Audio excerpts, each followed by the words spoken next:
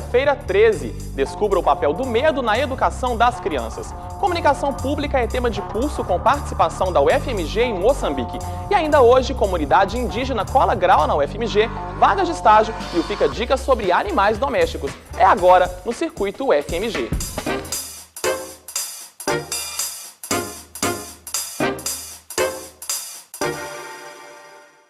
Boa noite. Dia de medo para os supersticiosos. Sexta-feira 13 em 2013. Brincadeiras com a data circulam pelas ruas e pela internet. Mas na UFMG o assunto é levado a sério.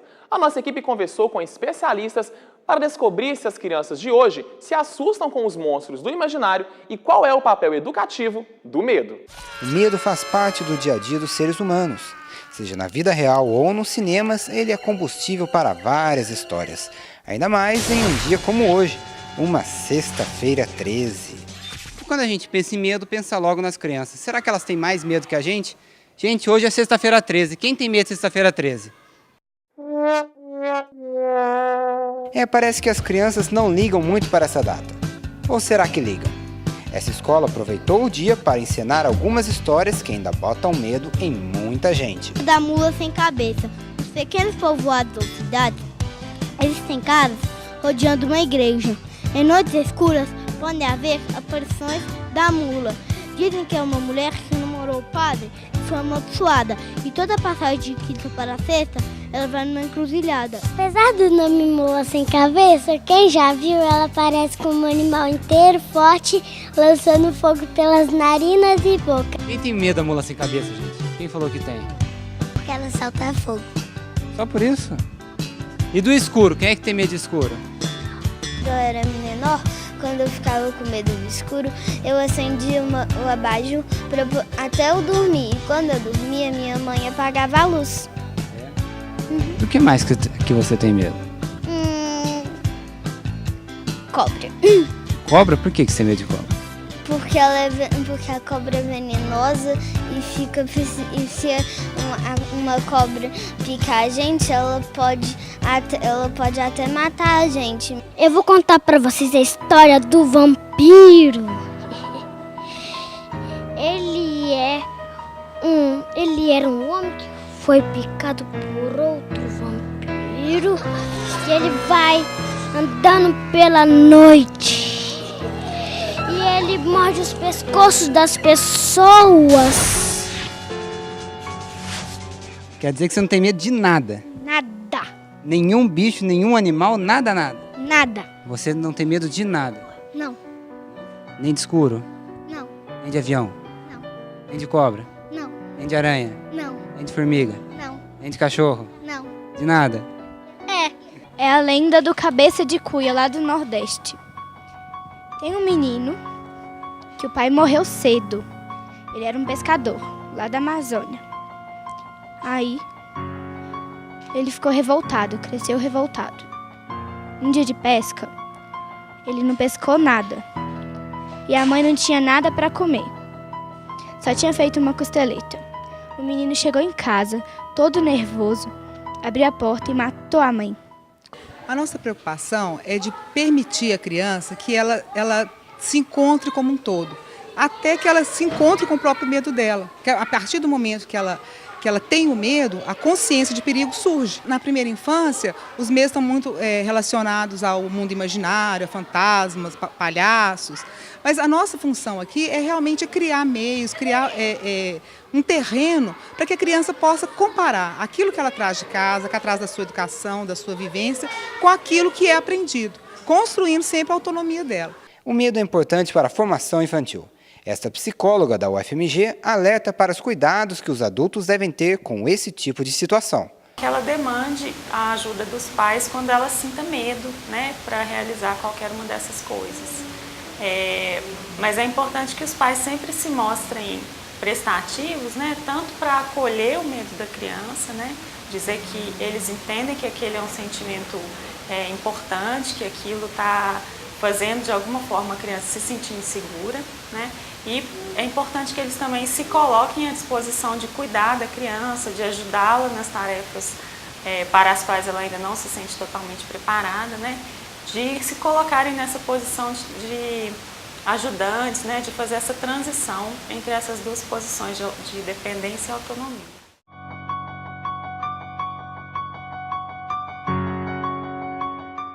Centro de Comunicação da UFMG, o CDCOM, em Moçambique. A convite da Escola Superior de Jornalismo e do Gabinete de Governo do país africano, a diretora do CDCOM, Valéria Raimundo, vai ministrar cursos sobre comunicação pública e falar sobre a experiência na UFMG.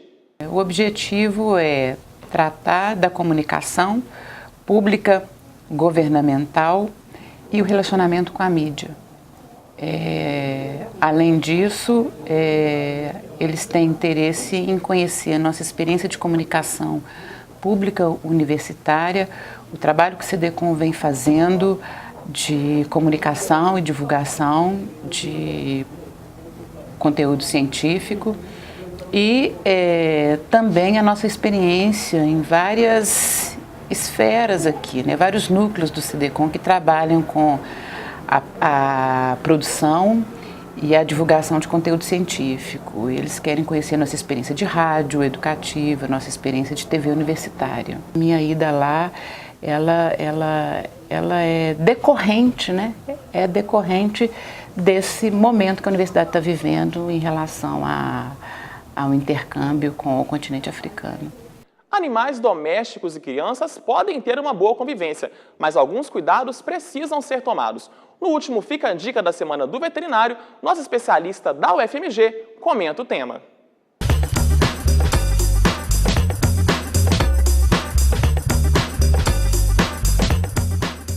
Existe muita má informação a respeito do contato de crianças com animais no que se refere à transmissão de doenças. Eu diria que uma criança corre muito mais risco com um coleguinha de escola do que propriamente com um animal, uma vez que todas as doenças que esse coleguinha tem podem ser transmitidas para o seu filho ou a sua filha. Ao passo que os animais, especialmente aqueles animais que estão com vacinação e vermifugação em dia, a possibilidade de transmissão de doenças é muito, muito pequena. A partir da próxima segunda-feira, o Fica a Dica vai ser dedicado à Semana do Alzheimer. Não perca! Procura uma oportunidade de estágio? Lígia Oliveira traz as vagas direto da redação da TV UFMG.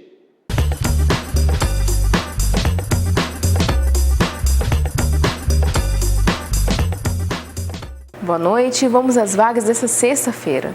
Nossa primeira oportunidade é para o estudante de Psicologia do 2º ao 6º período. O estagiário irá atuar na área de recrutamento e convocação de candidatos. O horário é de 10 da manhã às 4h15 da tarde.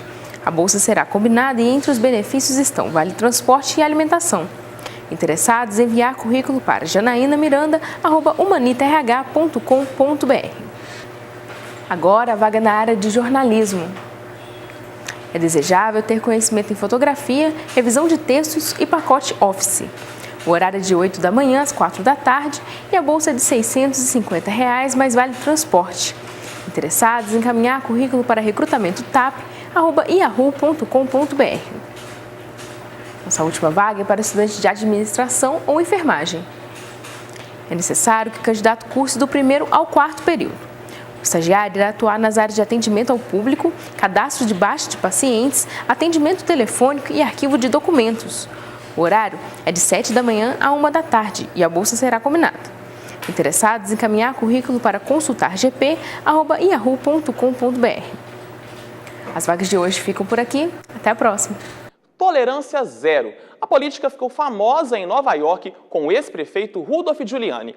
Uma das medidas adotadas foi o fortalecimento do sistema prisional. O debate aquece as discussões para o 2º seminário do Observatório Nacional do Sistema Prisional na UFMG. O Brasil ocupa a posição de número 18 no ranking de países mais violentos do mundo. Só em Belo Horizonte, no ano passado, foram registradas 71 mil ocorrências de criminalidade. Se nós temos uma criminalidade 10 vezes superior ao resto do mundo, alguma coisa está errada conosco. E por aí passa, eu diria, não apenas uma lei mais severa. Talvez esse seja um ingrediente até de menor relevância, mas Por onde passa a segurança pública? Pela prevenção, pela formação de policiais. O papel primordial da polícia tem que ser mesmo nas ruas, evitando o crime. O país vive hoje uma situação muito parecida com a que Nova York viveu na década de 90, época em que era considerada a capital do crime na América. Após uma série de medidas, a metrópole se tornou a cidade grande mais segura dos Estados Unidos, com uma redução dos homicídios em 65% e crimes em geral em 60%. Em visita a Belo Horizonte, o ex-prefeito da cidade americana e responsável pelo pacote de mudança, Rudolph Giuliani, contou sobre a experiência no cargo de 1993 a 2001. Os crimes são diferentes, as circunstâncias são diferentes, em diferentes cidades. Os problemas são diferentes, mas a maioria das soluções e abordagens são as mesmas. Você só deve aplicá-las de maneira diferente, dependendo dos tipos de crime, do sistema político, da cultura de um país. Um programa de computação e estatísticas que mede criteriosamente a criminalidade. É esta a função do CompStat Program. Ele foi o grande aliado de Rudolph Giuliani no combate ao crime. A partir dos boletins de ocorrência, o programa separa os tipos de crime, o local, a hora e onde estava a força policial no momento. Depois disso, ele lança os dados em uma planilha, um mapa, que torna possível analisar os crimes e as medidas a serem tomadas. De acordo com este professor de direito, além da criação de uma base de dados, uma melhor integração entre as polícias militar e judiciária civil, estadual e federal, pode ser um passo para a redução da criminalidade. É preciso ter investimento em inteligência policial. E aí você se defronta assim, no estado do Ceará, o sistema de carteira de identidade já está todo informatizado. Então, se você encontrar num local de crime uma impressão digital, eles, através de sistema de informática, conseguem identificar de quem é a impressão digital, se é de um cidadão que teve a carteira de identidade expedida lá. Aqui em Minas Gerais, até hoje, não se conseguiu fazer isso. Então, você tem 14 milhões de fichinhas para poder fazer a pesquisa humana. Isto não dá certo. O seminário começa na próxima segunda e a cobertura você acompanha aqui no Circuito FMG. Licenciatura Intercultural Indígena e os 25 alunos da primeira turma do curso da UFMG passaram os últimos 4 anos tendo aulas na universidade e nas aldeias. Hoje, eles colaram grau. A cerimônia começou com um ritual indígena de fixação de um mastro confeccionado pelos alunos para marcar a colação de grau dos formandos das etnias Pataxó e Xacriabá, um marco importante na consolidação do curso. Povos indígenas têm como estratégia a aquisição do conhecimento não indígena. Então, o que eles chamam de conhecimento do branco é importante para eles e o curso tem proporcionado isso. Segundo, que o curso tem fortalecido a construção de uma escola indígena diferenciada, né, e específica, quer dizer, relacionada a cada povo. E essa formação tem possibilitado que os próprios indígenas assumam a direção da sua escola e assumam a autonomia deles nesse processo.